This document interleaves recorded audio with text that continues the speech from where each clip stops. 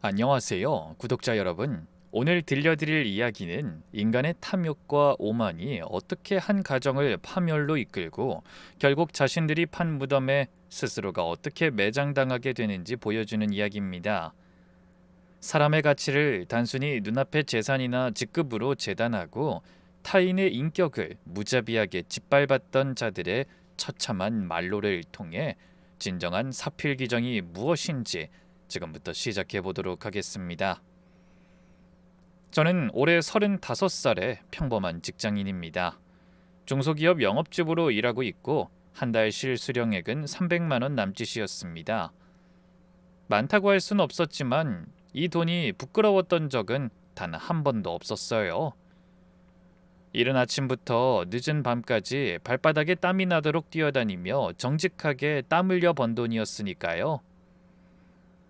남들에게 떵떵거릴 정도는 아니어도 내 가정을 책임지고 부모님께 자식돌이하며 살기엔 부족함이 없다고 생각했습니다. 아내는 저보다 2살 어린 33으로 친정이 꽤 여유 있는 집안이었어요. 장인어른은 지역에서 제법 규모가 큰 건설자재 회사를 운영하고 계셨고 덕분에 아내 집안은 돈 걱정 없이 살아온 편이었죠.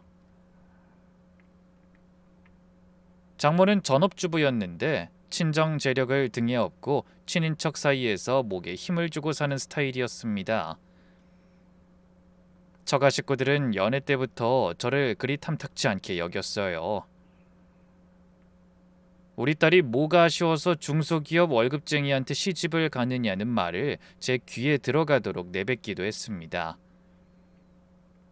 그래도 저는 아내 하나만 바라보며 그 모든 무시를 가슴속으로 삭히며 참아왔습니다. 언젠가는 제 성실함을 알아줄 날이 오겠거니 하고요. 제 부모님은 넉넉하진 않으셨습니다. 아버지는 평생 성실하게 공직에 몸담으시다 몇 년 전 정년퇴직을 하셨고 어머니는 동네 골목 한 구석에서 작은 반찬 가게를 운영하고 계셨어요. 매일 새벽 시장에 나가 재료를 떼어오고 하루 종일 가스불 앞에서 반찬을 만들어 파는 고된 일이었지만 어머니는 그 일에 늘 자부심을 가지고 계셨어요. 저 역시 그런 부모님을 보며 자랐기에 성실하게 사는 것이 전부라고 믿으며 살아왔고요. 그렇게 서로 다른 집안의 2사람이 만나 결혼을 했고 어느덧 3년이란 시간이 흘렀습니다. 아직 아이는 없었고 신혼집은 장모가 친정에서 돈을 보태주면 사위 끼가 살아서 안 된다 라며 단돈 한 푼도 보태지 않는 바람에 제가 모은 돈과 대출을 빡빡하게 끼고 마련한 변두리의 작은 아파트였습니다. 넉넉하진 않아도 제 가정을 지키기 위해 매일 최선을 다해 살아가고 있었죠. 그런데 그렇게 평범하게 살아가던 저희 가정에 본격적인 균열이 시작되었습니다.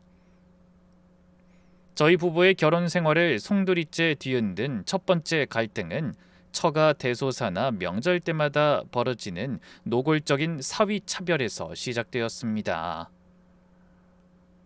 아내에게는 위로 언니가 한 명 있었는데 그 처형의 남편, 즉 저에게는 형님 되는 사람이 국내 손꼽히는 대기업 과장으로 근무하고 있었습니다.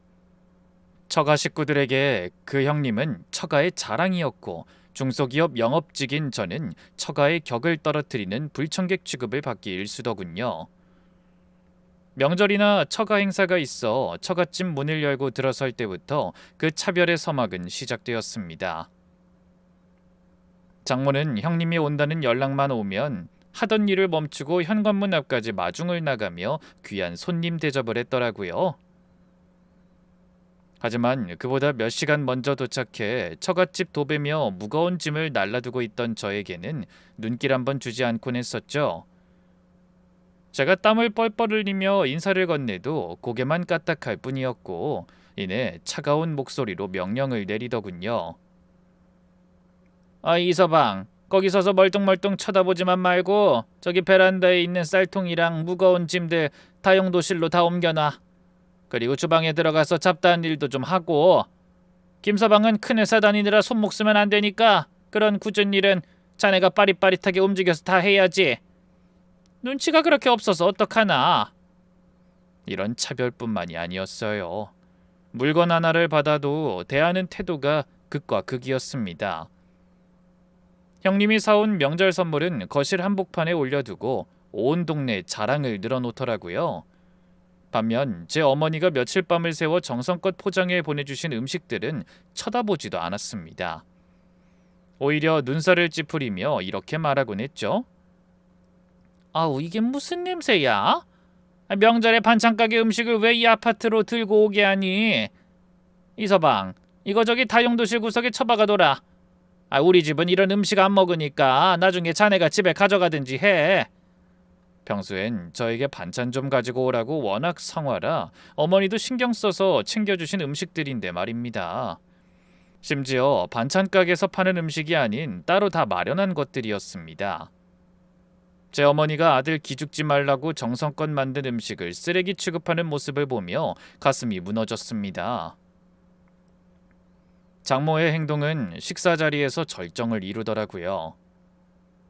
온 가족이 모여 앉은 식탁에서 장모는 형님 앞접시에만 귀한 음식을 연신 얹어주며 이렇게 말했습니다. 역시 우리 큰사위는 대기업 엘리트라 그런지 말 한마디를 해도 격이 달라. 이번에 성과급도 대박이 났다며. 역시 사람은 이름 있는 곳에서 일해야지. 이서방 자네는 매달 고작 300만 원 받으면서 고생은 하는데 에휴, 참 내 딸 인생 생각하면 밤에 잠이 안 와, 잠이. 그 옆에서 처형까지 가세하더라고요. 엄마 말도 마. 제부는 월급 300만 원으로 지휘에 풀칠하기도 바쁜데 뭘 바라겠어. 우리 남편은 처남 취업 준비한다고 용돈으로 벌써 100만 원을 줬잖아. 제부는 처남 용돈 단돈 10만 원이라도 한번 줘봤어? 돈이 없으면 눈치라도 보면서 기어다녀야 하는데 참 대책 없이 당당해서 신기해.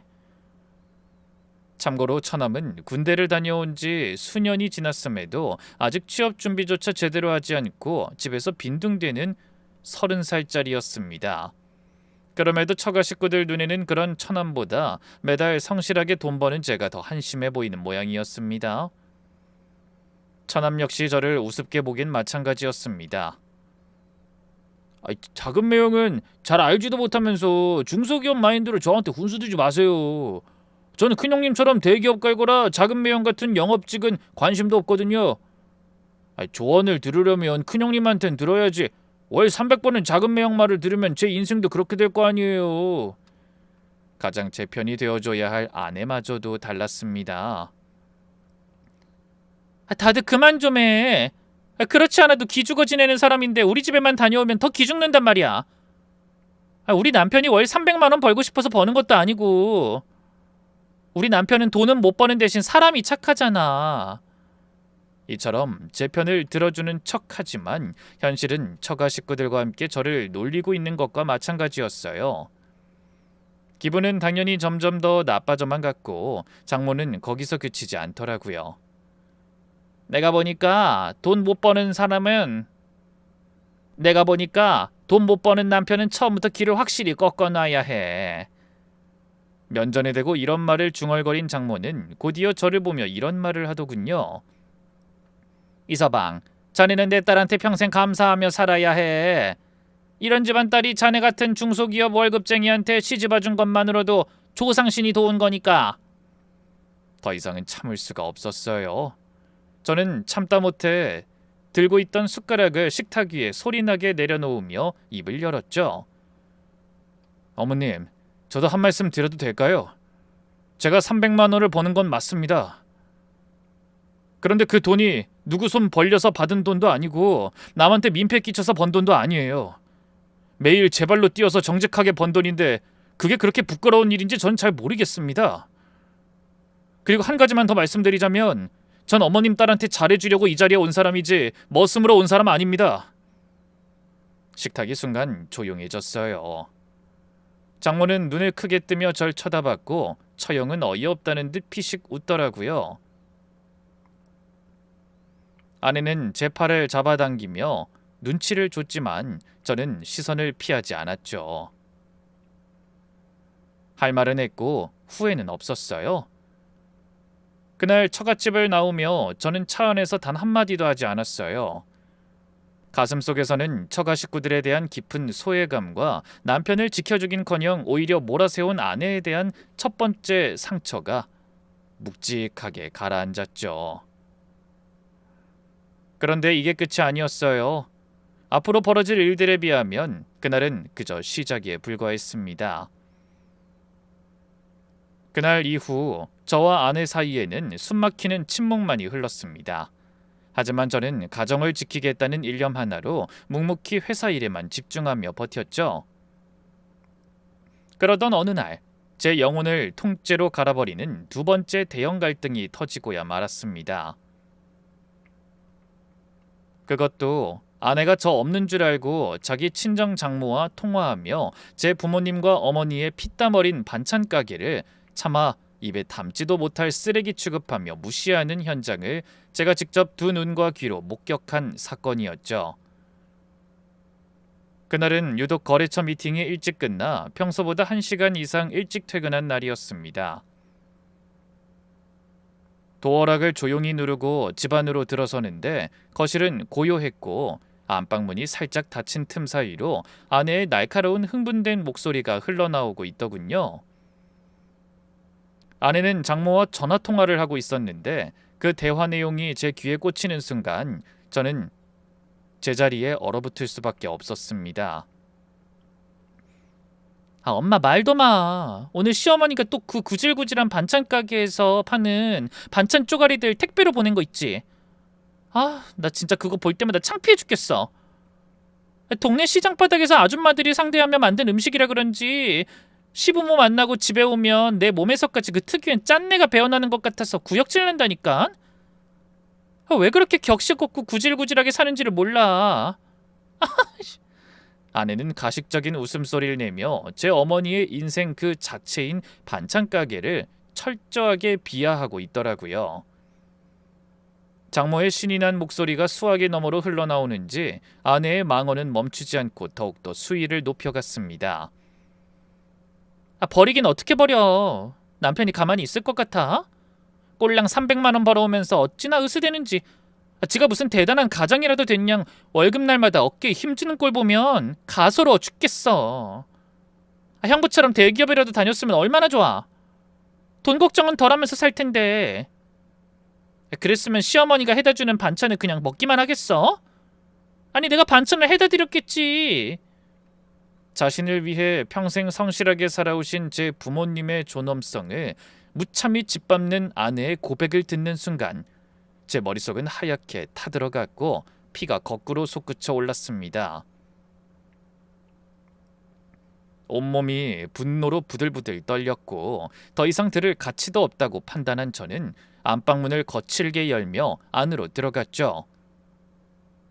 광소리와 함께 들이닥친 제 모습에 아내는 소스라치게 놀라며 들고 있던 스마트폰을 침대 위로 떨어뜨리더군요. 저는 침대 위로 걸어가 전화를 강제로 낚아채 끊어버린 뒤 이성을 잃은 목소리로 아내를 향해 분노를 터뜨렸습니다. 너 지금 내 귀로 들은 게 다 사실이야? 네가 어떻게 인간의 탈을 쓰고 내 앞에서 부모님 반찬 얻어먹으면서 뒤로는 네 장모랑 내 부모님을 구질구질한 짠내나는 인간들이라며 모욕을 할 수가 있어? 내 월급 300만 원이 가소로워? 내 평생 성실하게 일해서 마련한 이 집과 내 인생 전체를 이딴 식으로 쓰레기 취급하며 모욕하냐고! 제가 눈에 핏대를 세우며 분노를 쏟아내자 아내는 잠시 당황하는 기색을 보였습니다. 평소와 전혀 다른 제 서늘한 눈빛을 처음 봤기 때문일 겁니다. 하지만 아내는 이내 얼굴색을 싹 바꾸더니 적반하장으로 머리채를 빳빳하게 세우고 눈을 똑바로 뜨며 저에게 대들기 시작하더라고요. 자기 친정의 재력을 믿고 나오는 오만한 태도였습니다. 어머? 당신 지금 어디서 남의 통화를 몰래 훔쳐듣고 들어와서 이딴 식으로 소리를 지르고 난리야? 내가 틀린 말 했어? 시어머니 반찬 가게 하시는 거 팩트고 대기업 다니는 형부보다 당신이 능력 없어서 내가 고생하는 것도 엄연한 사실이잖아. 사실을 사실대로 엄마한테 하소연도 못해?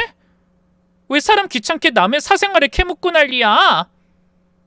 자신이 저지른 잘못에 대한 죄책감은커녕 적반하장으로 나오는 아내의 잔인한 민낯을 보며 저는 결단을 내렸습니다. 제 인생에서 부모님을 모욕하는 인간과는 단 1초도 같은 공간에서 숨을 쉴 수 없었기 때문이죠.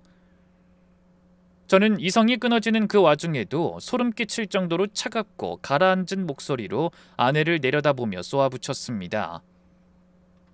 그래, 네 눈에는 내 부모님과 내가 그렇게 구질구질하고 짠내나서 견디기 힘들었겠지. 잘됐다. 내 부모님을 이딴 식으로 쓰레기 취급하며 모욕하는 인간과는 단 1초도 같이 살 수 없어. 당장 그 주둥이 닥치고 네 짐 싸서 잘난 엄마 집으로 가. 나 지금 당장 이혼 소송 접수할 테니까 깔끔하게 갈라서자고. 네 잘난 친정 돈 펑펑 쓰면서 평생 그렇게 대단하게 살아봐.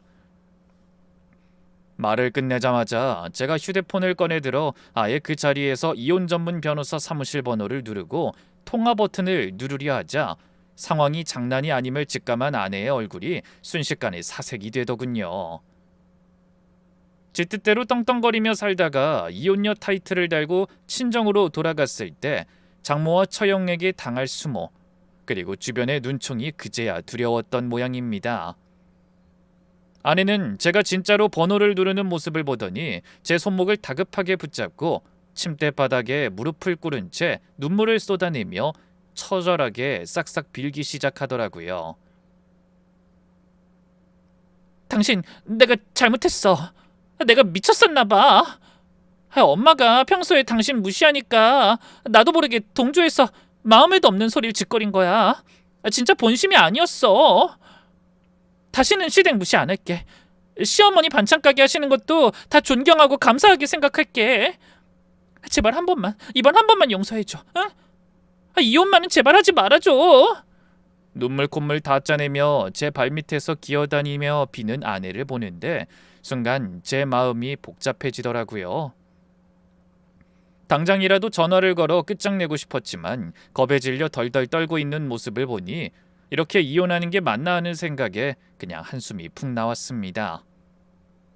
내가 갖고 온 가정을 이렇게 한순간에 부숴버리는 게 맞는지, 부모님 가슴에 못을 박는 건 아닌지 머릿속이 복잡했거든요. 저는 거실 테이블에 있던 종이랑 펜을 가져와 아내 눈앞에 툭 던졌죠. 지금 당장 내 눈앞에서 각 썼어. 이번이 내가 당신한테 주는 진짜 마지막 기회야. 한 번만 더 내 귀에, 내 눈에 우리 부모님이나 내 직업 무시하는 소리 들리기만 해. 그땐 어떤 변명도 안 통할 줄 알고 그 즉시 이 결혼은 끝인 줄 알아. 똑바로 기억해. 아내는 손을 벌벌 떨어가며 제가 말하는 대로 각서를 받아 적었고 이내 서명까지 마쳤습니다. 그리고 폭풍 같던 밤이 지나고 상황은 일단락되는 듯 보였죠. 하지만 이미 아내라는 사람의 속마음과 진짜 민낯을 뼈저리게 알아버렸기에 제 마음은 이미 돌이킬 수 없을 만큼 차갑게 돌아선 후였습니다. 그날 이후로 저희 부부 사이에는 숨막히는 침묵만 흘렀습니다. 퇴근하고 집에 돌아와도 서로 눈길 한번 제대로 마주치지 않았고 한 집에서 숨만 쉴 뿐 남보다 못한 관계로 서서히 멀어지기 시작하더라고요. 아내에 대한 제 신뢰나 정은 이미 그날 밤 완전히 깨져버렸던 겁니다. 만약 아내가 저와 잘 지내보려고 조금이라도 노력을 해줬다면 저도 모르겠어요. 상황이 달라졌을지. 하지만 아내는 각서를 쓴 이후 아주 영악하게 행동하기 시작하더군요. 제 눈앞에서 대놓고 상스러운 막말을 내뱉거나 소리를 지르진 않았습니다. 대신 아주 치사하고 비열한 방식으로 우리 부모님 가슴에 대못을 받기 시작하더라고요. 그게 바로 우리 부모님과의 연락과 방문을 전면 차단하며 시댁이랑 연을 끊다시피 지내는 행동이었습니다. 아내는 우리 부모님 생신이나 명절 혹은 집안에 크고 작은 행사가 있을 때마다 온갖 핑계를 대며 쏙 빠져나갔습니다. 나 갑자기 몸살 기운이 와서 도저히 못 가겠어. 요즘 감기는 그냥 감기가 아닌 거 알고 있지. 나이 있으신 분들은 전염병보다 감기를 더 조심해야 한다잖아. 그냥 나 집에서 쉴게. 혹시나 아버님 어머님께 감기라도 옮기면 어떡해. 말은 참 번지르르하게 하더라고요.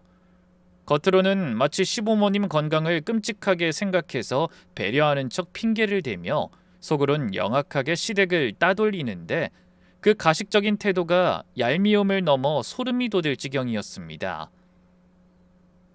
저희 부모님은 그것도 모르고 세아가 몸은 좀 괜찮냐? 무리하지 말고 푹 쉬라고 해라 하시며 매번 사가려던 소고기며 과일 상자를 도로 내려놓으시는데 옆에서 지켜보는 제 속은 시커멓게 타들어가기만 했었죠. 그러면서 자기 친정 식구들은 어찌나 끔찍하게 챙기는지 모릅니다.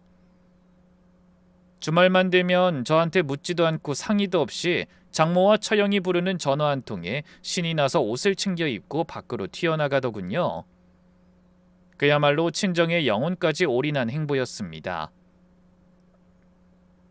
더 기가 막힌 건 돈 문제였어요. 아내는 제가 매달 이른 아침부터 밤 늦게까지 거래처 사람들에게 고개 숙여가며 피땀 흘려 번 월급 300만 원으로 가게를 꾸리면서도 친정 식구들이 부르면 대기업 다니는 형부 대신 자기가 먼저 헐레벌떡 카드를 긁어대며 비싼 외식 비용을 전액 지불하곤 하더군요.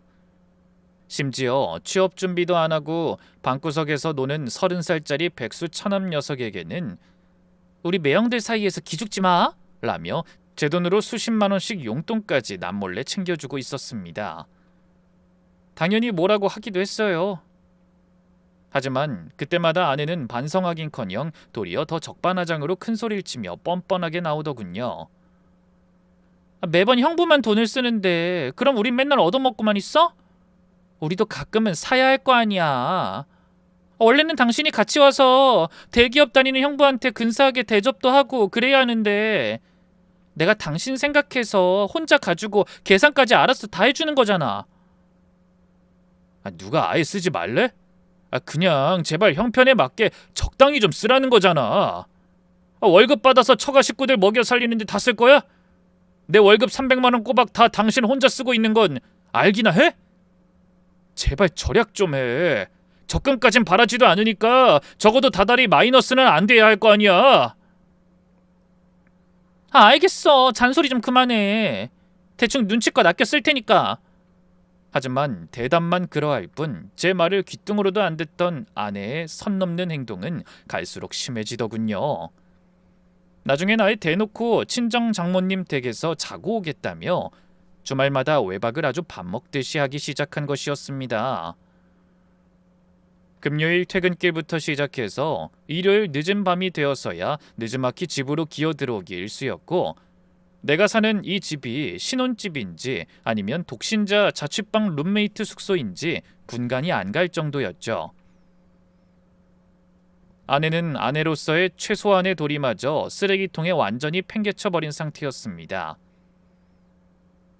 주말 내내 텅 빈 거실에 덩그러니 앉아 혼자 배달 음식을 시켜 먹을 때면 내가 이러려고 그 수모를 다 당해가며 결혼 생활을 억지로 유지하고 있었나 싶은 비참함이 밀려와 가슴이 시커멓게 타들어가곤 했었죠. 어느 날은 주말도 아닌 평일 화요일이었는데 밤 11시가 훌쩍 넘도록 연락 한 통 없이 들어오지 않더라고요. 걱정 반 분노 반으로 아내의 휴대폰에 전화를 걸었더니 한참을 울리다 전화를 받아든 사람은 아내가 아닌 장모였습니다. 장모는 대뜸 전화를 받자마자 사위인 저에게 짜증과 타박을 거칠게 퍼부어대더군요. 지금 우리 딸 자. 피곤했는지 잠들어서 내가 안 깨웠네. 그러니까 오늘은 내 딸 여기서 잔다고 생각하게. 자네도 참 의처증도 아니고 이 시간까지 오지 않으면 그냥 자고 온다고 생각하면 되지. 뭘 그렇게 전화까지 하고 그러나. 하여튼 할 일도 참 없다니까. 기가 막히다 못해 온몸에 피가 얼어붙는 것 같더군요. 밤 11시가 넘도록 연락두절인 아내를 걱정해서 전화한 남편을 졸지에 할 일 없는 의처증 환자로 몰아세우는데 그 뻔뻔한 낯짝을 눈앞에서 마주했다면 당장이라도 소리를 질렀을 겁니다. 하지만 그 순간엔 그저 어이가 없어서 헛웃음만 픽 나왔죠. 장모는 제 대답을 듣지도 않고 신경질적으로 전화를 뚝 끊어버리려고 했습니다. 그런데 바로 그 순간 전화를 끊으려던 장모의 수화기 너머 곁에서 아내가 처형과 함께 낄낄거리며 저를 향해 악독한 험담을 늘어놓는 목소리가 제 귀에 너무나도 생생하게 꽂히더라고요. 아, 진짜. 집구석에 들어가도 말 한 번 걸지도 않으면서 사람은 왜 찾는 거야 도대체? 아, 진짜 집이 아니라 감옥이라니까, 감옥. 원인을 제공해서 집안 분위기를 얼음장으로 만들어 놓고는 도리어 저를 정서적 가해자로 몰아가며 억울한 척 코스프레를 하고 있더군요. 옆에서 처형이란 인간도 그러게 사람 숨막히게 왜 그런데니? 하며 맞장구를 치는데 툭 끊어져 버린 전화기를 손에 쥔 채 저는 한참 동안 거실 한복판에 멍하니 서 있을 수밖에 없었습니다. 저는 그 자리에서 아내에게 다시 전화를 걸어 대놓고 소리를 지르거나 따지지 않았습니다. 어차피 전화해봐야 또 장모가 가로채 자기들끼리 똘똘 뭉쳐 저를 비웃을 게 뻔했으니까요. 내가 과연 이 가정을 어떻게든 지켜내야 하는 것일까? 평생을 이렇게 투명인간 취급당하며 처가 식구들의 비웃음거리로 살아야 하는 것일까 하는 깊은 회의감이 밀려왔죠. 혼자 텅 빈 거실 불을 끈 채 베란다 밖을 내다보며 밤새 피눈물을 흘려야만 했습니다. 아내에 대한 신뢰와 애정은 이미 바닥을 드러내고 있었고 제 마음속에는 지워지지 않을 묵직한 앙금과 서글픔이 차곡차곡 쌓여가고 있었던 겁니다. 하지만 이때까지만 해도 저는 제 인생을 송두리째 바꿔버릴 충격적인 진실이 뒤에 숨겨져 있을 줄은 꿈에도 알지 못했었죠. 그렇게 가슴속에 시커먼 앙금과 서글픔을 꾹꾹 눌러 담은 채 하루하루 숨만 쉬는 지옥 같은 시간들이 흘러가고 있었습니다.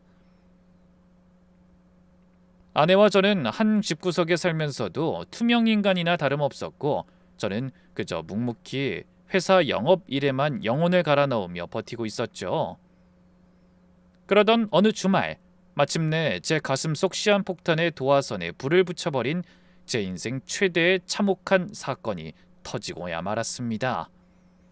그날은 저희 어머니가 아들 부부 사이가 눈에 띄게 냉랭해진 걸 눈치채시고는 어떻게든 자식들 관계를 다시 풀어주고 화해를 시켜보려고 직접 가게 문까지 닫고 정성껏 만든 반찬통들을 들고 저희 신혼집을 찾아오신 날이었습니다.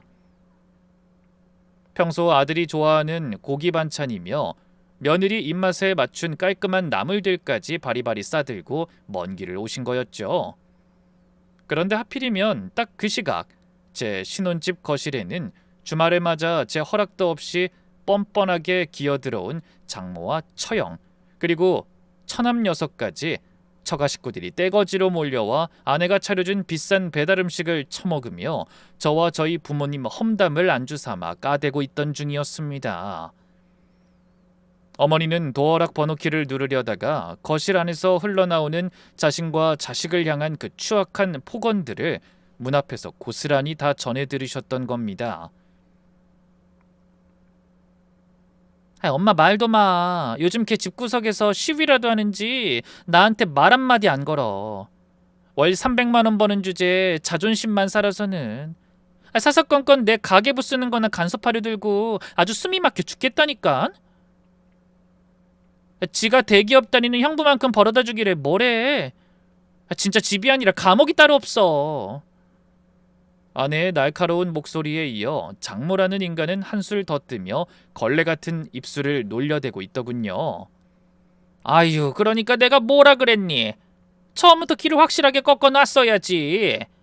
그런 중소기업 월급쟁이들은 지가 대단한 가장인 줄 착각하고 머리 꼭대기 위로 기어오르려고 든다니까? 지혜미가 시장 바닥에서 구질구질하게 반찬이나 팔아대니 밑에서 배운 게 고작 그것밖에 더 있겠어? 사돈도 참 눈치가 없지. 그 짠내나는 음식들을 왜 자꾸 보내서 사람 구역질나게 만드는지 몰라. 자식 새끼를 그따위로 가르쳤으니 내 딸이 고생이지. 그 잔인한 말들이 문틈 사이로 쏟아질 때 문 앞에 서 계시던 제 불쌍한 어머니의 심정이 어땠을지 감히 상상조차 되지 않았습니다. 자식이 조금이라도 덜 무시당하게 하려고 아들 기 살려주겠다고 새벽부터 땀 흘려 반찬을 준비해 오신 어머니였어요. 문 앞에서 덜덜 떨며 눈물을 훔치시던 어머니는 제가 퇴근하고 올 시간과 겹쳐 문을 열고 들어오는 저와 딱 마주치고 말았죠. 엄마? 왜 여기 이렇게 서 있어? 안 들어가고? 아들 왔냐? 그게 아니라 세아가 집에 손님들이 와 계신 것 같아서 그래. 내가 눈치가 없게 불쑥 찾아왔나 보다. 이거 반찬 그냥 문 앞에 두고 갈 테니까 나중에 퇴근하고 오면 세아가랑 같이 챙겨 먹으렴. 어머니는 서둘러 눈물을 닦아내며 무거운 반찬통을 제 손 위에 쥐어주고는 도망치듯 엘리베이터 쪽으로 발걸음을 옮기시더라고요. 그리고 그 순간 제 귀에도 아내와 장모가 저와 저희 집을 한껏 씹어대는 소리가 들려왔습니다. 그 순간 어머니가 왜 이리도 급하게 돌아서는지, 왜 눈물까지 맺힌 건지 알 수 있었습니다. 어머니는 여전히 뒤를 돌아서서 고개를 푹 숙이고 엘리베이터를 기다리고 계시더군요. 그 모습을 보는 순간 제 심장이 사정없이 찢어발겨지는 것 같았습니다. 내 눈앞에서 우리 어머니가 저딴 인간들에게 무시당하고 눈물을 흘리며 돌아서는 꼴을 보니 이성이 통째로 날아가 버리더군요. 저는 숨을 거칠게 몰아쉬며 엘리베이터 앞에 서 계신 어머니에게 성큼성큼 다가갔습니다. 그리고 어머니의 마른 손목을 거칠게 붙잡았죠. 엄마, 갈 필요 없어. 왜 엄마가 눈치를 봐? 여기가 누구 집인데 왜 엄마가 울면서 가야 해? 당장 들어가. 아들아 왜 그러니? 사돈 식구들 와 계시는데 괜히 싸움 만들지 마라. 엄마 진짜 괜찮아, 응? 어머니는 제 손을 뿌리치며 한사코 저를 말리셨지만 제 눈에는 이미 핏발이 설 대로 선 상태였습니다. 저는 어머니의 손을 꼭 쥔 채 도어락 비밀번호를 신경질적으로 누르고 현관문을 활짝 열어젖히며 집 안으로 거칠게 들이닥쳤습니다. 쾅 소리와 함께 문이 열리자 거실에서 배달 음식을 씹어 돌리던 아내와 장모, 처형, 처남의 시선이 일제히 현관으로 쏠렸습니다. 순간 거실안 분위기가 어색하고 싸하게 가라앉더군요. 눈치 없이 찾아온 시어머니를 보며 제 아내는 반가워하긴커녕 미간을 팍 찌푸리며 짜증이 가득 섞인 목소리로 쏘아붙였습니다. 아니 어머님, 왜 주말에 연락도 없이 남의 신혼집에 불쑥 찾아오면 어떡해요? 지금 보시다시피 저희 친정 식구들 다 와서 식사 중인데. 참 눈치도 없이. 올 거면 미리 연락이라도 좀 하고 오시지. 갑자기 이러시면 저도 저지만 저희 엄마가 불편해하시잖아요. 아내는 이제 거리낌도 없이 어머니에게 뭐라고 하더군요. 그리고 거리낌이 없는 건 장모도 마찬가지였어요. 장모는 코를 끄끄 풀며 어머니가 들고 계시던 반찬통들을 마치 더러운 물건 보듯 쳐다보며 인상을 팍 쓰더군요. 아니 사돈, 주말에 애들 좀 쉬게 놔두시지 연락도 없이 어쩐 일이세요? 그리고 반찬은 왜 또 무겁게 들고 오셨대요? 우리 집 애들 이런 시장 반찬 잘 안 먹는 거 아시면서 냄새 배니까 일단 저 베란다 쪽에 밀어두세요. 가뜩이나 좁은 집구석에 음식 냄새 섞이면 머리 아파요. 대놓고 면전에 대고 사람을 귀찮은 불청객 취급하는데도 제 불쌍한 어머니는 화 한 번 내지 않으셨습니다. 오히려 사돈 식구들 앞에서 아들놈 기죽을까봐, 자식 결혼 생활에 흠집이라도 날까봐 당황해서 어쩔 줄을 몰라 하시더군요. 눈물이 가득 고인 채 안절부절 못하시다가 장모의 눈치를 보며 다 죽어가는 목소리로 조심스럽게 사정하셨습니다. 사돈 정말 죄송합니다. 제가 눈치가 없었네요. 우리 애가 무뚝뚝해도 속은 깊은 애니까 사돈께서 너그럽게 좀 봐주세요. 제발 부탁드립니다. 자식 새끼 기 한 번 살려주겠다고 그 아나무인인 사돈 앞에서 고개를 푹 숙이고 안절부절 못하는 우리 어머니의 모습을 보는데 가슴속에서 무언가 울컥 치받쳐 올라오더군요. 이가 갈리고 온몸이 분노로 부들부들 떨렸습니다. 그런데 장모는 기고만장해져서 고개를 숙인 채 어머니의 손을 거칠게 쳐내버렸습니다. 어머니는 그 힘에 밀려 중심을 잃고 거실 바닥으로 넘어지셨죠. 내 눈앞에서 어머니가 바닥에 쓰러지는 모습을 보는 순간 제 이성의 끈은 완전히 끊어져 버렸습니다. 저는 넘어진 어머니를 부축하기도 전에 장모 앞으로 성큼성큼 다가갔습니다. 그리고 살벌하게 눈을 부릅뜬 채 평생 처가 식구들 앞에서 단 한 번도 내본 적 없는 거친 목소리로 소리를 질렀죠. 지금 뭐 하시는 겁니까? 아무리 제가 마음에 안 드셔도 그렇지 어떻게 제 눈앞에서 저희 어머니를 밀쳐서 넘어뜨리십니까? 적당히 좀 하세요. 적당히 좀! 제가 핏대를 세우며 머리털 나고 처음으로 대들자 거실에 있던 처가 식구들 모두가 얼어붙었습니다.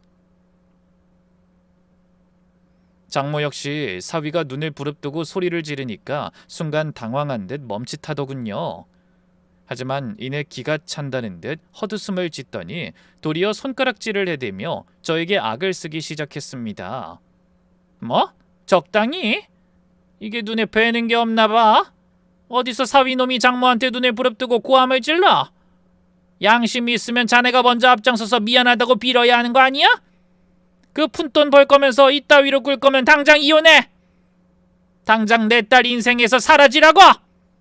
장모는 거실이 떠나가라 소리를 지르며 표독스럽게 소리쳤습니다. 그 옆에서 처형과 처남 녀석은 꼴 좋다는 듯 피식피식 웃으며 과일을 먹고 있었고 가장 악질인 제 아내는 장모를 말리긴커녕 팔짱을 낀 채 한심하다는 듯 눈빛으로 저를 쳐다보며 거들더군요. 나도 더는 이렇게는 못 살아. 우리 엄마 말이 틀린 거 없으니까 오빠도 그만 고집 피우고 이제 끝내자. 어머니도 그만 가세요. 여기 서 계셔봐야 서로 감정만 상해요. 지들이 원인 제공을 해놓고 도리어 저와 저희 어머니를 가해자 취급하며 뻔뻔하게 나오는 꼴을 보는데 머릿속이 차갑게 식으면서 오직 분노만 남더군요. 저는 바닥에 쓰러진 어머니를 조심스럽게 부축해 소파에 앉혀드린 뒤 거실 테이블 앞으로 천천히 걸어나갔습니다. 그리고 기고만장해서 팔짱을 끼고 서 있는 장모와 아내를 향해 쏘아붙였죠. 안 그래도 하려고요, 이혼. 제 예상치 못한 단호한 태도와 소름 끼치도록 가라앉은 목소리에 장모와 아내는 순간 귀신이라도 본 듯 멈칫하며 숨을 죽이더군요. 아내는 물론이고 처가 식구들의 생각은 이랬을 겁니다.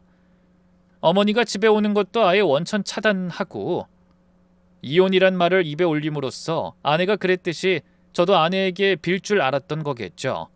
하지만 저는 그럴 생각이 전혀 없었고 오히려 눈 하나 깜짝 안 하고 단호하게 받아치니 당황할 수밖에 없었을 겁니다. 제 아내는 처음에 제가 그냥 홧김에 던지는 말인 줄 알았는지 피식 헛웃음을 짓더군요. 그러다 사뭇 진지하고 살벌한 제 눈빛을 마주하고는 무언가 잘못됐음을 직감했는지 당황해서 말을 더듬기 시작했습니다. 정말 이혼하려고?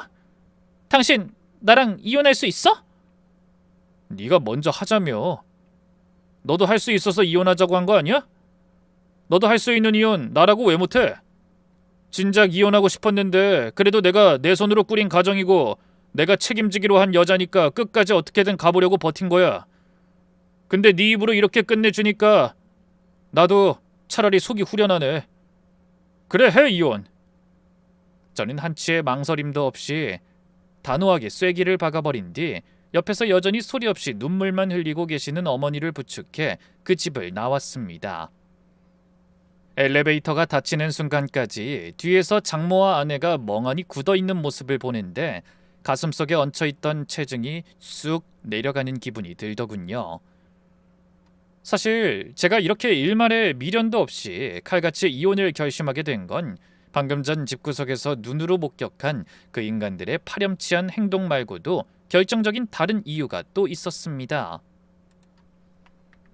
그 불행하고 추악한 진실을 마주하게 된 건 불과 며칠 전의 일이었습니다.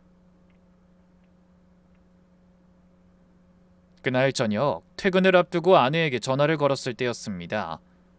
수화기 너머로 들려오는 아내의 목소리는 금방이라도 쓰러질 것처럼 푹 가라앉아 있더군요. 여보, 나 지금 친정인데 몸이 너무 안 좋아서 오늘 집으로 못 갈 것 같아. 아침부터 으슬으슬 춥고 열이 나더니 지금은 어지러워서 앉아있지도 못하겠네. 엄마가 간호해준다고 하니까 오늘 그냥 여기에서 푹 쉬다가 갈게. 또 외박해서 미안해. 워낙 목소리가 좋지 않은 데다 기침까지 쿨럭거리며 엄살을 심하게 부려대니 저는 바보같이 아내가 정말 심각한 상황인 줄 알고 걱정이 되더라고요. 그동안 부부 사이가 냉랭하긴 했어도 아프다는 마누라를 그냥 둘 수 없었던 저는 퇴근하자마자 곧장 약국에 들러 몸살약과 뜨끈한 죽을 사들고 친정 아파트 앞으로 차를 몰았습니다. 사위가 장모님 댁에 약이랑 죽을 사들고가 조용히 전해주면 장모님도 아내도 내심 고마워하며 얼어붙은 부부관계가 조금은 풀리지 않을까 하는 아주 가녀린 기대감도 있었죠. 그런데 친정 아파트 단지 주차장에 차를 대고 막 내리려던 순간 제 두 눈을 의심케 하는 충격적인 장면이 전면 유리창 너머로 펼쳐졌습니다. 아파트 공동 현관문이 열리며 세 여자가 걸어 나오는데 그중 두 명의 옷차림이 멀리서 봐도 눈이 돌아갈 만큼 화려하고 노출이 심하더군요. 설마 했는데 가까이 다가올수록 실루엣이 너무나 익숙했습니다. 바로 제 아내와 처형이었습니다. 불과 몇 시간 전 전화통화로 친정집 침대에 누워 다 죽어가던 아내는 어디 가고 진한 화장에 몸매가 다 드러나는 원피스를 입은 채 제 처형과 낄낄거리며 걸어 나오고 있더군요. 그 뒤를 따르던 장모라는 인간은 아프다던 딸년의 등을 다정하게 두드려주며 아주 뿌듯한 미소를 지은 채 고급 외제차 뒷좌석 문을 열어주고 있었습니다. 장모의 배웅을 받으며 외제차에 올라탄 아내와 처형은 그대로 유흥가를 향해 신나게 미끄러져 나갔습니다. 순간 손에 들고 있던 뜨끈한 죽통이 얼음장처럼 차갑게 식어내리는 기분이 들었습니다. 온몸이 부들부들 떨리고 피가 거꾸로 솟구치더군요. 그날 이후 무언가 단단히 잘못 돌아가고 있음을 직감한 저는 아내 몰래 조용히 뒷조사를 시작했습니다. 그리고 마침내 밝혀낸 진실은 상상을 초월할 정도로 추악했습니다. 제 아내는 처형과 완벽하게 짝짝꿍이 되어 대기업 다니는 손희 형님과 저를 속인 채 강남의 호스트바 같은 유흥업소에서 남자 선수들과 정기적으로 뒹굴며 놀아나던 중이었습니다. 더 가관인 건 장모의 태도였습니다. 장모는 딸들이 사위들 만나 스트레스 받는다며 그 더러운 외도 알리바이를 대신 대주고 숨겨주는 포즈 같은 짓을 자행하고 있었던 겁니다. 심지어 제 아내는 그 호스트바 선수놈 중 한 명에게 완전히 미쳐서 감히 제 명의를 도용해 몰래 대출까지 받아가며 수천만 원의 거액을 그놈에게 갖다 바치고 있었던 상황이었죠. 진실을 다 알았을 때 당장이라도 처가 인간들의 머리채를 잡고 온 세상에 다 폭로하고 싶었습니다. 하지만 평생 성실하고 깨끗하게 살아오신 제 부모님이 자식 일로 받으실 충격과 상처가 너무 걱정되어 혼자 피눈물을 흘리며 망설이고 있었던 참이었습니다. 만약 아내가 저와 잘 지내보려고 조금이라도 노력을 해줬다면 상황이 달라졌을지도 모릅니다. 하지만 아내는 뒤로 그런 더러운 짓거리를 멈추지 않으면서 겉으론 저를 감옥 같은 집구석에 가해자로 몰아세우고 있었던 것이죠. 그런데 그런 인간들이 도리어 제 어머니를 바닥에 팽개치고 푼돈 버는 사위라며 이혼하라고 소리를 질러댔으니 제 가슴속에 남은 마지막 자비와 미련은 단 1초 만에 흔적도 없이 사라질 수밖에요. 더는 이 인간들도 아닌 것들에게 자비를 베풀 필요가 전혀 없다는 확신이 들었습니다. 저는 어머니를 안전하게 본가에 모셔다 드린 뒤 곧장 차를 몰아 처가의 자랑이자 가문의 상전 대접을 받던 대기업 과장, 즉 처형의 남편인 손희 형님을 찾아갔습니다. 그리고 제가 그동안 수집해둔 유흥업소 출입 증거와 호스트들과의 대화 내용, 송금 내역들을 통째로 넘겨줬습니다. 자신의 아내인 처형과 제 아내 그리고 장모의 소름 끼치는 이중성 앞에 형님 역시 분노로 눈이 뒤집히더군요. 평생 처가 식구들에게 대기업 다닌다는 이유로 기죽어 지내며 머슴처럼 부려먹히고 뒤통수를 맞은 형님과 저는 그 자리에서 처가 가문을 완벽하게 사회적으로 끝장내기 위한 강력한 연합을 결성하고 공동소송을 전개하기 시작했습니다. 그 뒤로 펼쳐진 상황은 그야말로 처참한 빌런들의 몰락이었습니다. 형님과 제가 각자 법원에 이혼 소송과 위자료 청구 소송을 동시에 접수하자 처가 집구석은 그야말로 발칵 뒤집어졌습니다.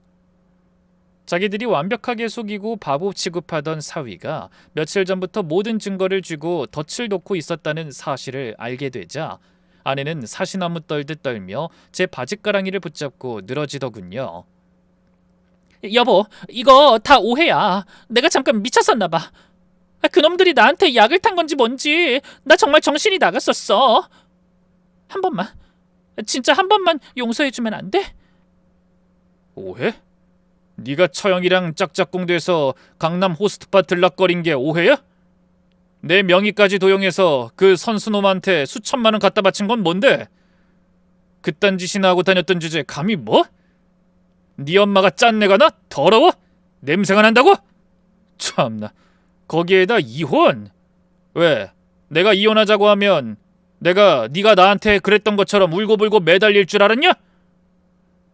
아니, 난 너하고 이혼하고 싶은데 겨우 참고 있었어. 그러니까 나한테 용서 따윈 바라지도 마!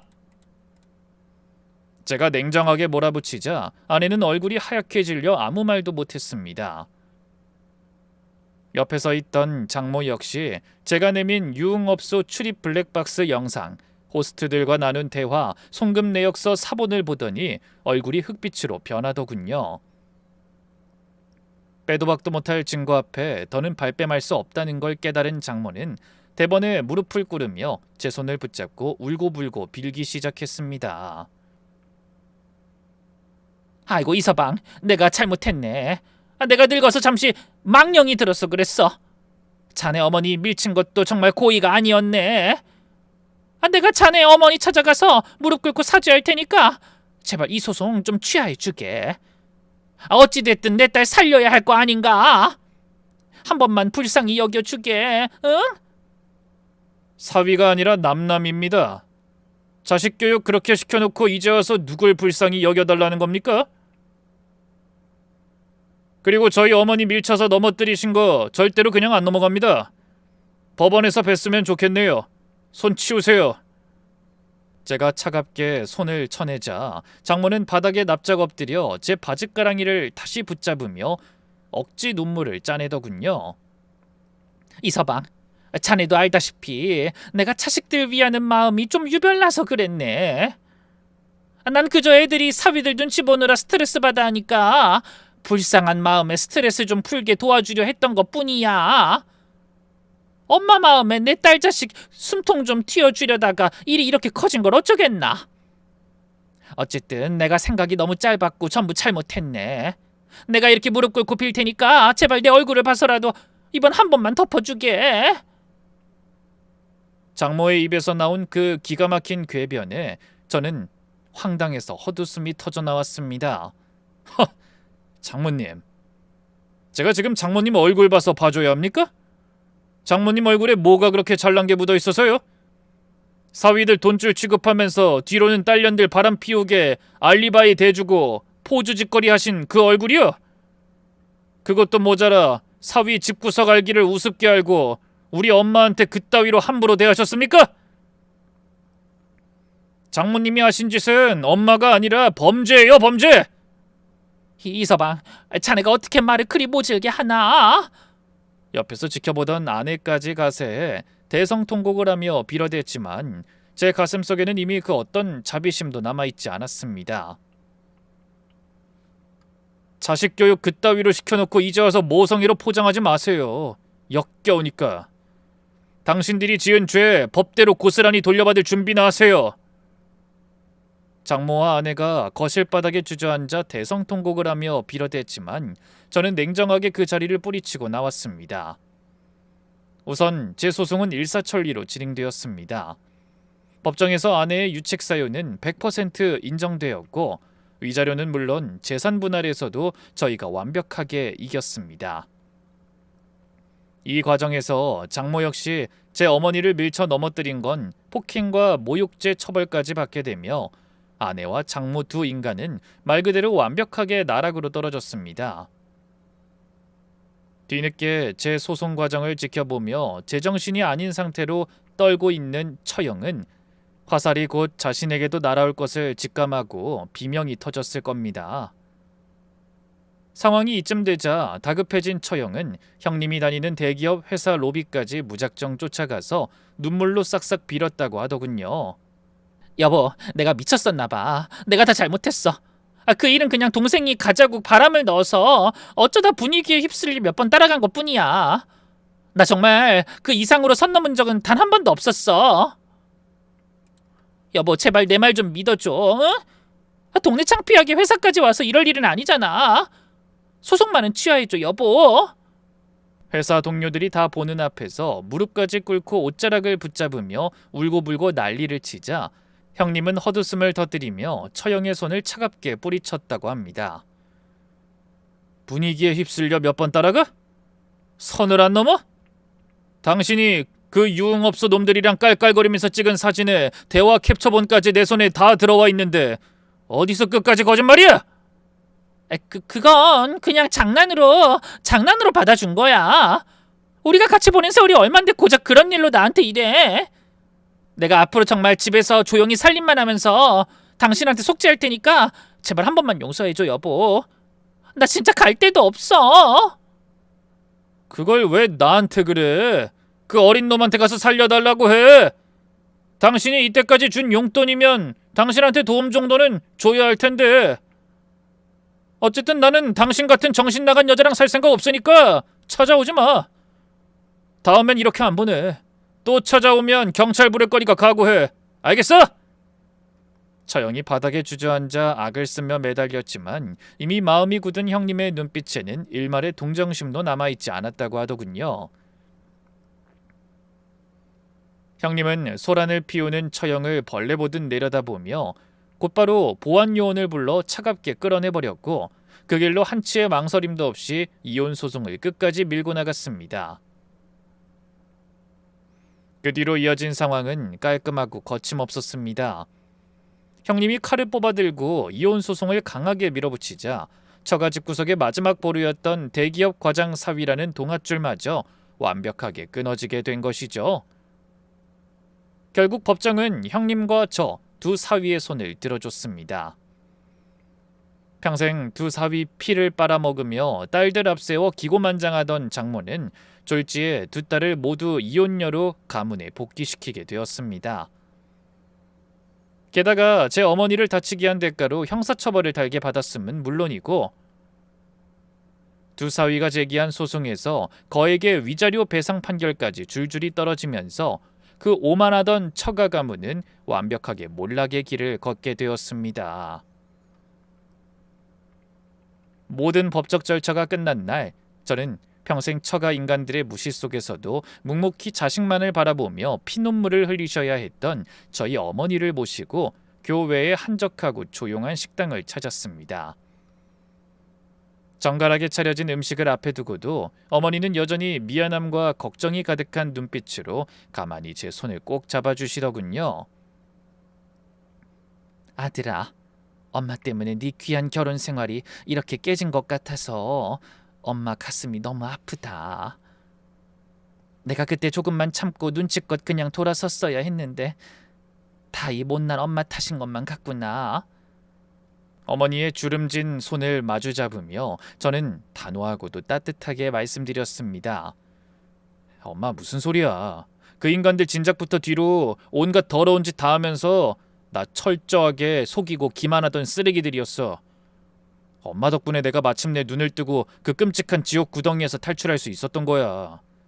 오히려 내가 엄마한테 고마워. 그러니까 제발 자식한테 미안해하지 마, 엄마. 엄마가 나 볼 때마다 미안해하고 눈치 보면 아들 너무 속상해. 그러니까 아들 생각해서라도 이제 그런 생각은 하지도 마. 알겠지? 그제야 제 진심을 알아채셨는지 어머니의 깊은 눈가에 맺혀있던 오랜 슬픔과 미안함이 사르르 씻겨 내려가며 참으로 오랜만에 환하고 따뜻한 미소가 번지셨어요. 그 미소 하나가 그동안 제가 버텨온 모든 시간에 대한 가장 큰 보상이었습니다. 남의 가슴에 대못을 박으면 제 눈에는 주례가 내린다는 옛말은 단 한치도 틀린 것이 없더라고요. 제 어머니가 정성껏 만드신 반찬을 짠내난다며 더럽다고 쓰레기 취급하고 멸시하던 자들이 결국엔 자신들이 판 추악한 무덤 속에서 진짜 시궁창 같은 짠내를 풍기며 살아가게 된 것이었습니다. 세상은 생각보다 훨씬 공평하더라고요.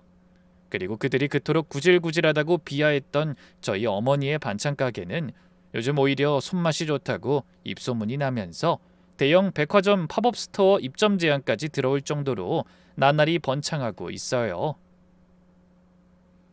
어머니는 그 소식을 들으시고 처음엔 믿기지 않는다며 손을 저으셨지만 눈가가 촉촉해지시는 걸 저는 놓치지 않았습니다. 정직하게 땀 흘려 일하는 사람의 존엄성을 짓밟은 대가가 얼마나 무서운지 법과 현실이 똑똑히 보여준 셈이었죠. 이제 저는 과거의 더럽고 불쾌했던 기억들은 먼지처럼 깨끗하게 털어버리려 합니다. 나를 지옥으로 밀어넣었던 인간들은 내 손으로 완벽하게 단죄했으니 제 가슴 속 앙금도 완전히 사라졌어요. 돌아보면 그 긴 시간 동안 제가 버틸 수 있었던 건 결국 제 곁을 한 번도 떠나지 않으셨던 부모님 덕분이었습니다. 그 말 한마디 없이도 늘 그 자리에서 저를 믿어주셨던 두 분이 계셨기에 저는 쓰러지지 않을 수 있었어요. 이제는 그 소중한 분들 곁에서 저를 진심으로 아끼고 사랑해주는 내 사람들을 지키며 제 인생을 다시 당당하게 시작해보려 합니다. 한 달에 300만 원을 벌든 그보다 적게 벌든 내 소중한 사람들과 따뜻한 밥 한 끼 나누며 웃을 수 있는 지금 이 순간이 제게는 진짜 행복이니까요.